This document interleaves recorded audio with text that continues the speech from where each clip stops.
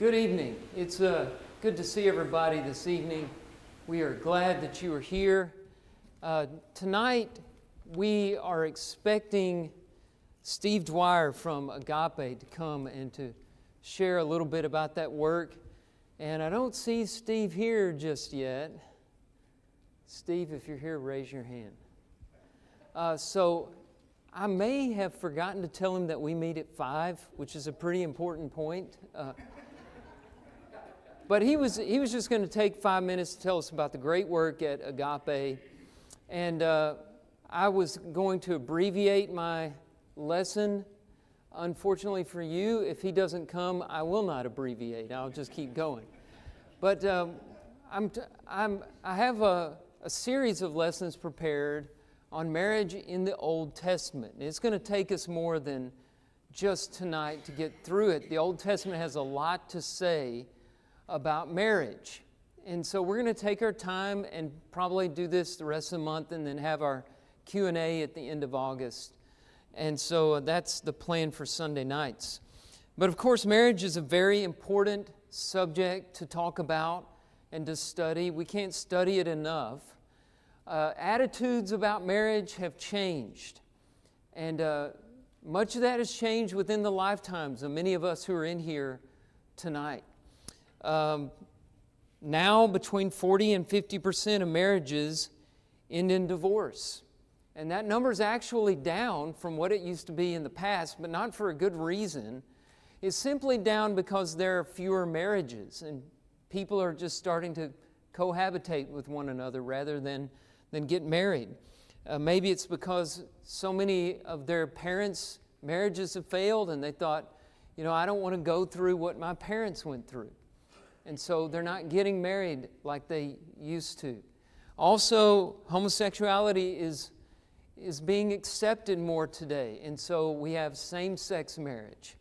Whereas 20 years ago, that wasn't something very common at all. In fact, it was illegal in this country. And now it's being accepted. In fact, acceptance of homosexuality in the U.S.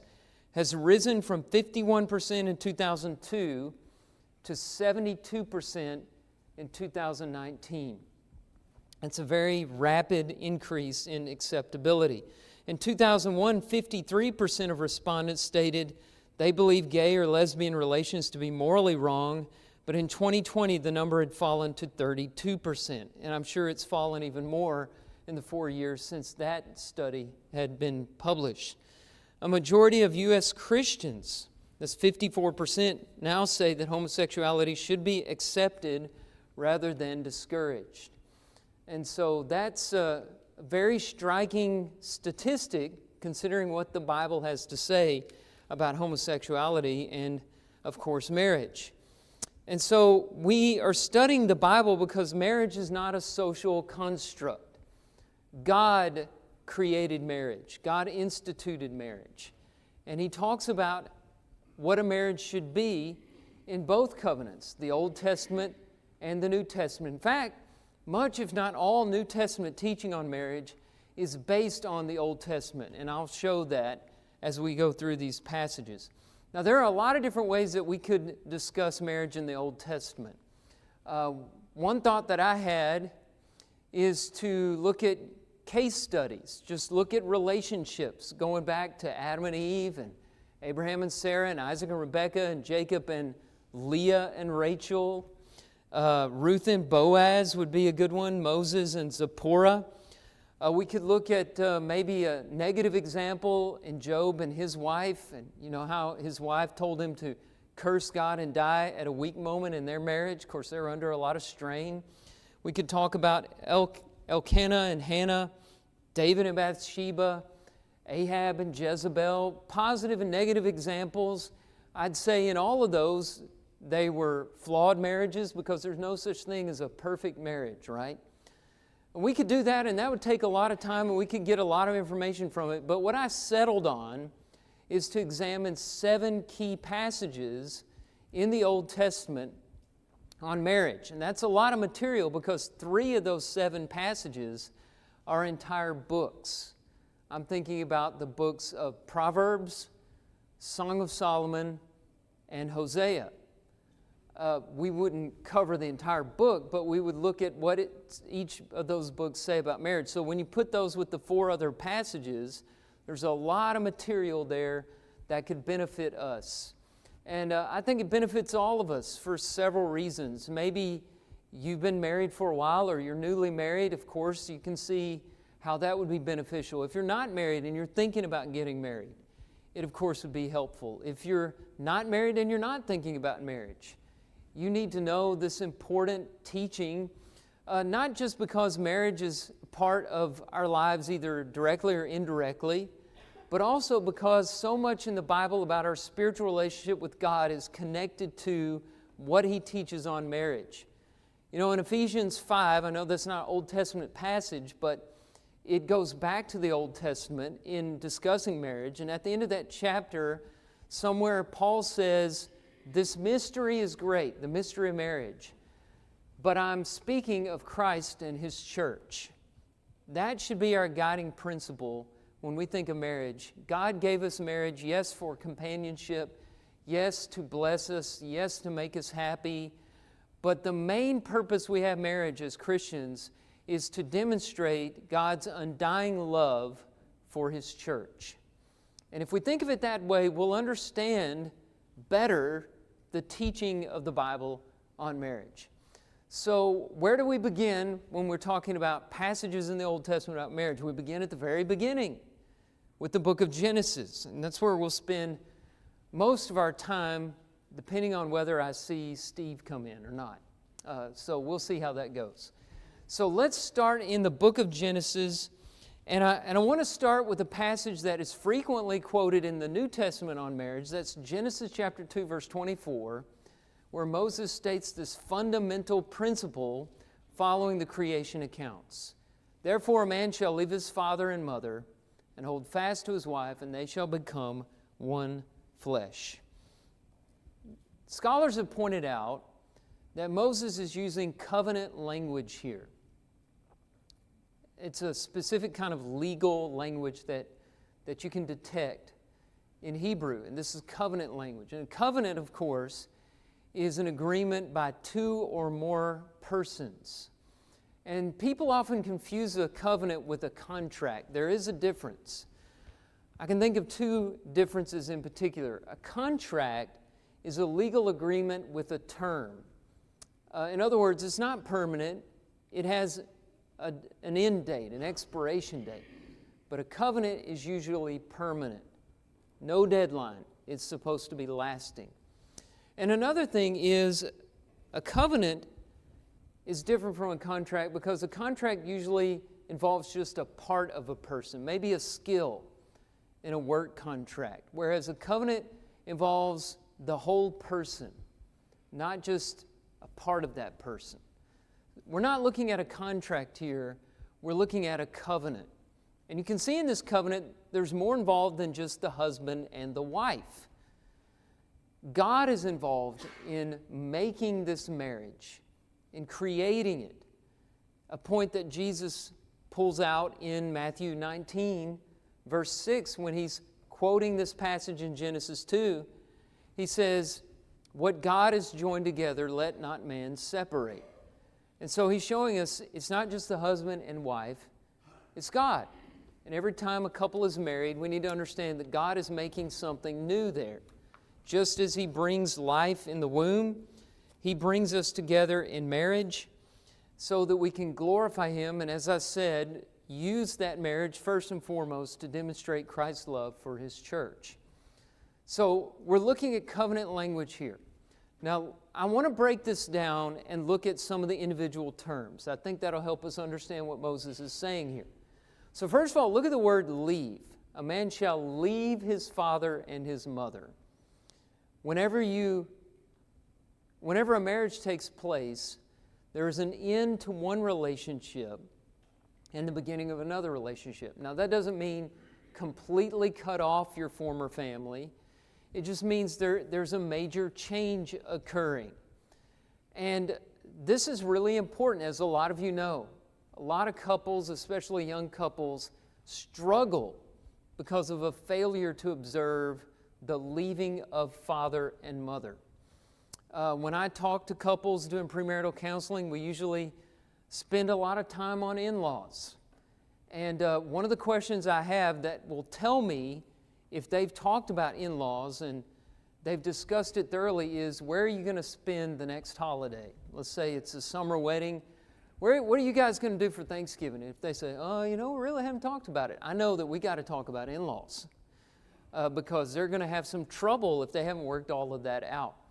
I've had couples in my office before that have had problems just because they live down the road from their in-laws, and the in-laws are interfering and not observing what Moses says about leaving father and mother. And, I've talked to them, have you thought about moving to another state? And they think that idea is crazy, but a little distance would help them in that case. And that doesn't happen in every marriage. Some marriages are fine even if the in-laws are living in their home. I hope my in-laws aren't listening tonight. I'm just kidding. They're welcome to come over. But,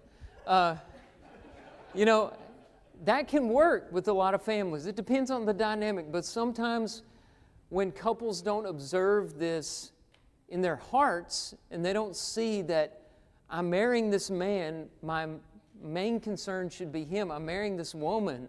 She is now my priority. Things can get very confusing and things can go wrong very quickly. So leave.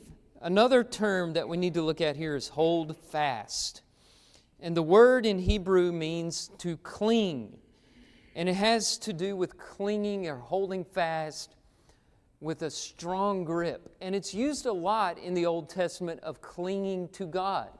You think about how God wants us to stay with Him, to stick with Him. Another example is Ruth's devotion to Naomi. In Ruth chapter 1, verse 14, it says, Naomi had these two daughters-in-law, and her sons who were married to these women, Orpah and Ruth, they passed away. And Orpah and Ruth were Midianites. And so Naomi tried to send them home, and Orpah kissed her mother-in-law, so there was affection there. But it says Ruth clinged to her, or clung to her. I think that's the passage. She clung to her. It's the same language as here. And you think about how devoted Ruth was to Naomi. That's the language here.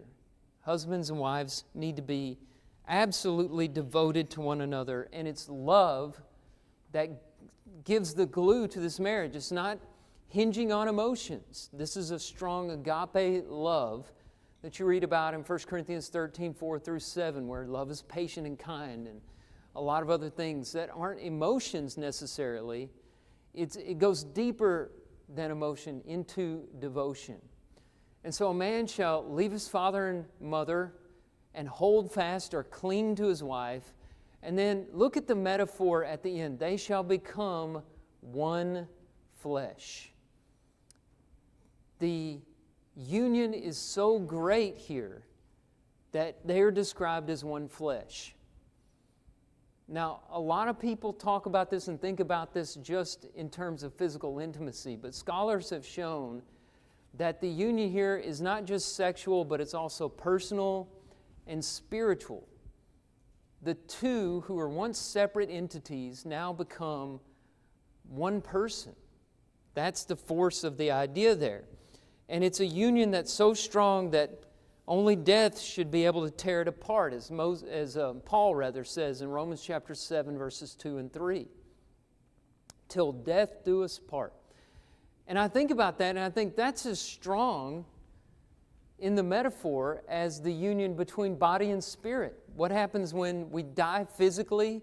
It's a separation of the physical body and the soul, or the spirit. Well, that's how strong the union is between a husband and his wife, or how strong it should be. And the phrase one flesh has led Jesus to conclude that divorce should only be considered an option in cases where the one flesh union was broken through fornication. That's Matthew chapter 19, verse 9. So it describes a really strong union, one flesh. And that's the breakdown of Moses' fundamental principle there. So if you're not married yet, be thinking about how serious that commitment is. Maybe you're thinking about marriage, or one day you'd like to get married. You need to understand, there's Steve. You need to understand that, that this is a very strong union that you're getting into, and it's meant to last a lifetime.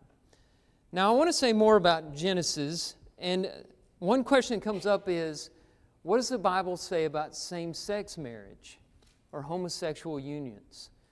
And this may be a subject that's uncomfortable for some people. It's uncomfortable for all of us, maybe. It's controversial. But we can't avoid things just because they make us uncomfortable. We need to know what the Bible says, especially on an issue this important. And so let's just ask and see what the Bible has to say about it. And usually when people are talking about homosexuality, they go to one of the 6 passages that overtly discusses homosexuality. And here they are on the screen. You'd be surprised at how little, really, the Bible says directly about homosexuality. You have Genesis 19, which is really about Sodom and Gomorrah, and the sin committed there happens to be homosexuality, among other things. But there's not a whole lot of teaching there in Genesis 19 about homosexuality. And then you have, in Moses' law, 2 passages in Leviticus that are very similar to one another. Leviticus 18:22 and chapter 20, verse 13, which refers to homosexual activity or unions as an abomination to the Lord. And then in the New Testament, you have 3 passages. You have Romans 1:26 and 27, where it is said that God gave people over to these depraved actions, and it's clearly discussed as sin there.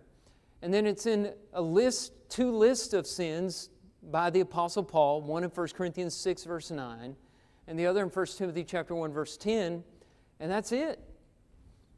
And this may be why there's so much confusion over this issue. Now, in these 6 passages, it's very clear that homosexual activity, maybe not necessarily orientation, but the activity, and especially same-sex marriages, are sinful.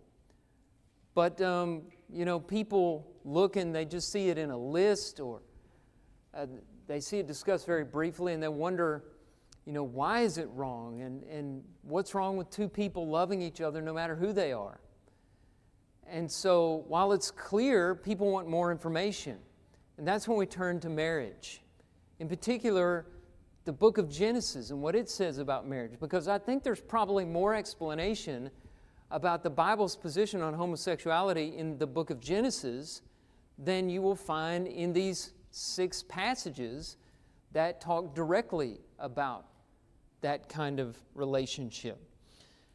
And so let's go to Genesis chapter 2, verse 18. I want to show you something interesting from that. In Genesis 2:18, the Lord says, before Adam and Eve were married, before Eve was even created, "It is not good that the man should be alone. I will make him a helper fit for him." That's the English Standard Version. I want to look at that phrase, helper fit. It's often misunderstood. It's in the King James, it's help meet, 2 words. I hear people often talk about a spouse as a helpmate or helpmeet, and they put the 2 words together, and we've created this word helpmate, and we don't know what it means. And part of that is the English language has changed a lot since the King James Version came out 400 years ago. The word meet didn't just mean getting together. It meant fitting or suitable. And help actually means helper. And so as you see in the ESV, it can mean helper fit, or in the New American Standard Bible, you have suitable companion. I like that phrase. That's what he's talking about there, a companion that is suitable. But even that doesn't bring out what Moses is saying. He uses a word in Hebrew that's kenegdo. And kenegdo is composed of 2 parts. The first part, K, means like or as or similar. Like or as or similar. And then neged means opposite or against or in front of. And so it's almost like a self-contradictory term. K, similar, neged, opposite. I will make him someone who is similar and opposite. So in that word you have the sameness of Adam and Eve. Eve was not an animal, she was a human being. And you have the dissimilarity of Adam and Eve. Eve was not a man, she was a woman. And so in that declaration, I will make a helper fit, he's saying that in marriage, I mean for people to be married who are similar in their humanness, but also dissimilar in their gender, man and woman. But that's not all. After this, of course, Moses sets forth this fundamental principle. A man shall leave his father and mother and hold fast to his wife, and they shall become one flesh. I want to take you over to Matthew chapter 19, where Jesus quotes this passage in response to a question about divorce. And look at Matthew 19, beginning in verse 3. The Pharisees came up to him and tested him by asking, "Is it lawful to divorce one's wife for any cause?" And he answered, "Have you not read?" Now he's saying that because he's going to go back to the book of Genesis where we have been.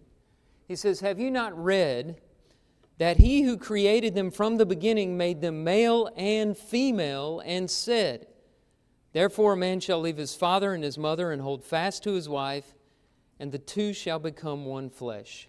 So they are no longer two, but one flesh. What therefore God has joined together, let not man separate." Now you picked up on Genesis 2:24 from that, I'm sure. "A man shall leave his father and mother and hold fast to his wife, and the two shall become one flesh." But that's not the only passage from Genesis that he quoted from. He also went back to Genesis chapter 1, verse 27, which describes activity of God on the sixth day of creation when he made human beings. And it says that he made them male and female. Did you notice Jesus started with that? Now my question is, why, in a question about divorce, did Jesus go back and pick up Genesis 1:27? He could have just quoted Genesis 2:24, which talks about the one flesh relationship, and answered the question with that. But he goes back to Genesis chapter 1, verse 27, which says that God created them male and female. He must have done that for a reason in talking about the marriage relationship. And here's what I think. I think in defining marriage, he needed to bring up the diversity that's inherent in God's institution of marriage, along with the permanent nature of the covenant that we've been discussing from chapter 2, verse 24. And so that's why he goes back. And that complementary nature of marriage, male and female, man and woman, husband and wife, that goes along with the whole creation account. Think about it. God in creation. Day one, light distinguished from darkness.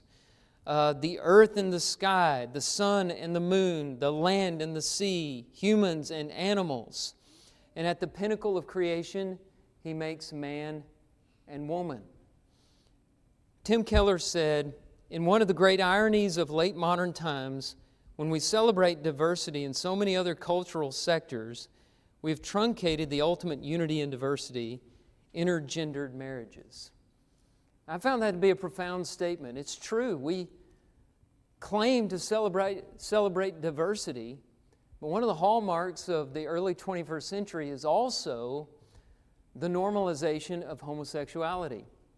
We're celebrating diversity in many areas, but not in one area where God says diversity is really important, in the marriage relationship. And so that concludes the book of Genesis and the teaching I wanted to cover on marriage from there. Next week, Lord willing, we'll get into more passages on Sunday nights on marriage in the Old Testament. But I want to wrap up tonight. Like I said, I've invited Steve to come up a little bit later. Steve, after the announcements, we're gonna have you come up and tell us a little bit about agape. But before that, we want to extend the Lord's invitation. It's always open. This afternoon, we had a wonderful baptism. Hannah Daly, a young woman who's been visiting with us, she sits over here behind the young people when she visits with us. She was baptized this afternoon after studying about the plan of salvation. And we're always ready for a joyous occasion like that. And if someone wants to make that decision tonight, we want to encourage you to do that and follow Christ and be faithful to Him the rest of your life. And maybe you're struggling in some way that we can help you with. This morning, Christy came forward and made that beautiful confession. And maybe that's gotten you thinking, or something else has gotten you thinking, that you need to come forward. You need the prayers of the church. You need some encouragement. You need to let us know about something going on in your life. And you need to do it in a public way. We would love to pray with you. We'd love to help you and encourage you. But you have to let us know. And sometimes we just aren't good at talking to one another about what's going on spiritually. But that's why we're here for each other, to help each other through difficult times. Ron selected an invitation song. And if we can help you in any way, please come right now as we stand together and as we sing.